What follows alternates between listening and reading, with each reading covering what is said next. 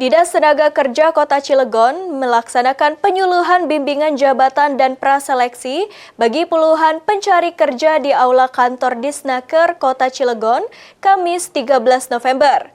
Pembekalan ini diberikan kepada calon tenaga kerja setempat agar memiliki keterampilan sesuai yang dibutuhkan pengetahuan, sehingga penyerapan tenaga kerja lokal dapat maksimal.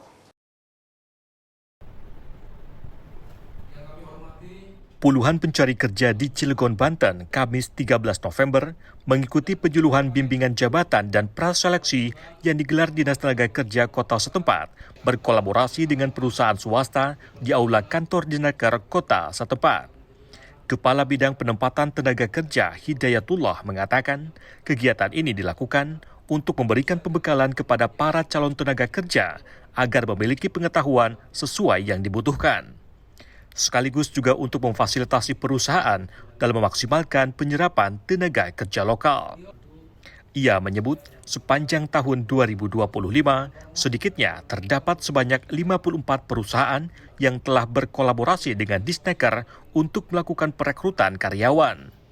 Dengan total penempatan sebanyak 1.175 tenaga kerja dari total 500 lowongan kerja yang tersedia. Dalam rangka merekrut tenaga kerja barunya.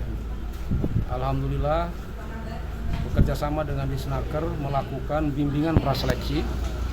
Diharapkan dengan bimbingan ini meningkatkan pengetahuan SDM dari pencari kerja. Mudah-mudahan kita lihat nanti hasilnya sesuai dengan harapan perusahaan. Adapun berdasarkan data yang tercatat di Disnaker per Agustus 2025 lalu, jumlah pencari kerja di Kota Cilegon tercatat telah mencapai 12.800 orang dengan lowongan kerja formal yang tersedia sebanyak 2.700 lowongan. Dinas Tenaga Kerja Kota Cilegon pun mengajak perusahaan yang beroperasi di wilayah setempat untuk melaporkan lowongan pekerjaan secara transparan guna mendukung penyerapan tenaga kerja lokal.